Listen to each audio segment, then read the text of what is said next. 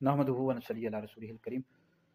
जैसे कि आप लोगों को पता है कि हम हज़ूर सैयदी व मुर्शिदी ताजदार गोलड़ा पीर मेर अली शाह साहब रहमतुल्लाह अलैह के जो अक़ायद व नज़रियात आपने अपनी किताबों में लिखे हैं, तहक़ीक़ुल हक़ फ़ी कलमतिल हक़ में, इस तरह तस्फ़िया मा बैन सुन्नी व शिया में, फ़तावा मिरिया में, वो सारी गुफ्तगू हम कर रहे हैं और मेरी वीडियोज़ मुफ्ती दानिश यूट्यूब चैनल पर आप सुन सकते हैं। और पिछली वीडियोज़ में ये बताया था कि अंबिया अलैहिस्सलाम के बाद सबसे अफ़ज़ल अबू बकर हैं, फिर उमर हैं, फिर उस्मान हैं, फिर अली हैं। जो शख़्स मौला अली को अबू बकर उमर से अफ़ज़ल बताया बिदअती है, फिर मेरे शाह साहब रहमतुल्लाह अलैह का यही नज़रिया है।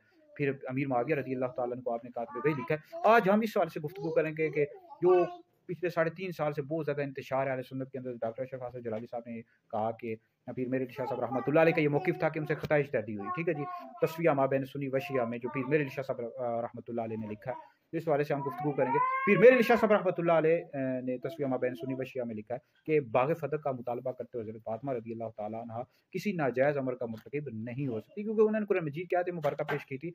तो ये पाक जो ग्रोह है ये मासूम नहीं है।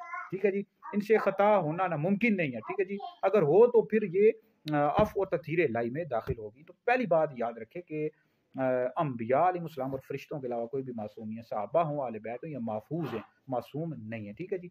और दूसरी बात याद रखिए, ख़ता इज्तिहादी का मतलब गुनाह नहीं होता। ठीक है जी, यानी मुज्तहिद जो हक़ दुरुस्त उसका मौक़िफ़ होता है उसको डबल सवाब मिलता है, और का मौक़िफ़ मतलब जिसका मौक़िफ़ दुरुस्त होता है उसको तो डबल सवाब मिलता है, जिसका मौक़िफ़ दुरुस्त नहीं होता उस मुज्तहिद को एक अजर मिलता है। ठीक है जी।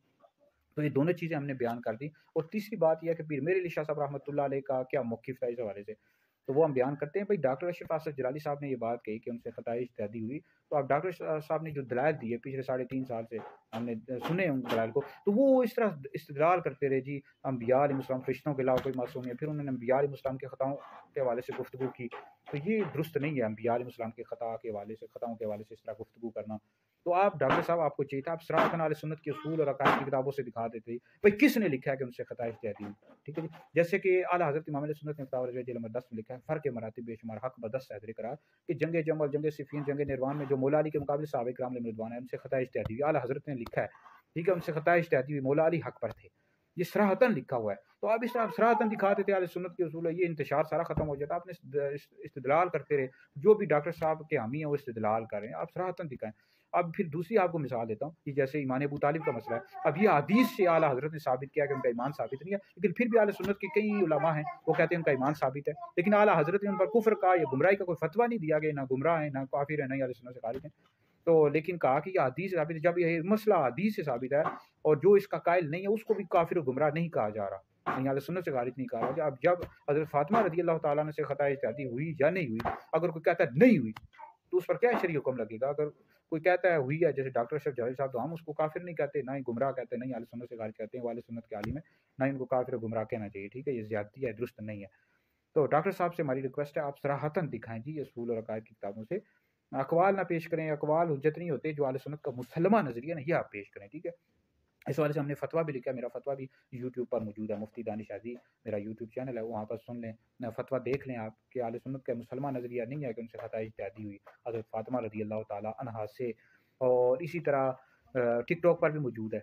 तो ये डॉक्टर साहब के जो शागिर्द हैं, किसी को राफ़ज़ी कहते हैं, किसी को तफ़ज़ीरी कहते हैं। अब जिनका कई हमारे अहले सुन्नत के उलमा उनका फ़तवा ये है कि उनसे ख़ता इज्तिहादी नहीं हुई। ठीक है जी? तो अब क्या वो सारे राफ़ज़ी हो गए, तफ़ज़ीरी हो गए? भाई इस तरह ना करें डॉक्टर साहब, आपके जो शागिर्द हैं वो कहते रहते हैं।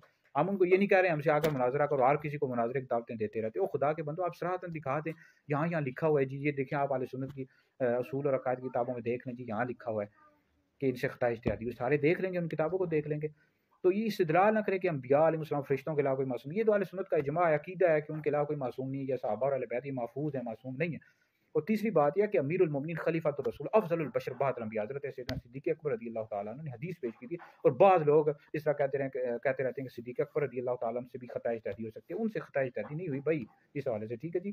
तो लिहाज़ा ये अहले सुन्नत के किसी भी अकाबिर ने ये नहीं लिखा कि उनसे ख़ता इज्तिहादी वाक़ई थी। लिहाज़ा हज़रत सैयदना सिद्दीक़ अकबर रज़ी अल्लाह तआला अन्हु के लिए इस तरह के अल्फ़ाज़ यूज़ करना कि उनसे ख़ता इज्तिहादी हुई, ये हरगिज़ भी दुरुस्त नहीं है, और ना ही किसी ने लिखा है कि उनसे ख़ता इज्तिहादी हुई सिद्दीक़ अकबर रज़ी अल्लाह तआला अन्हु से, क्योंकि उन्होंने अपनी बात तो नहीं की, अपनी बात करते तो एक अलग बात थी, उन्होंने हदीस पेश कर दी जी।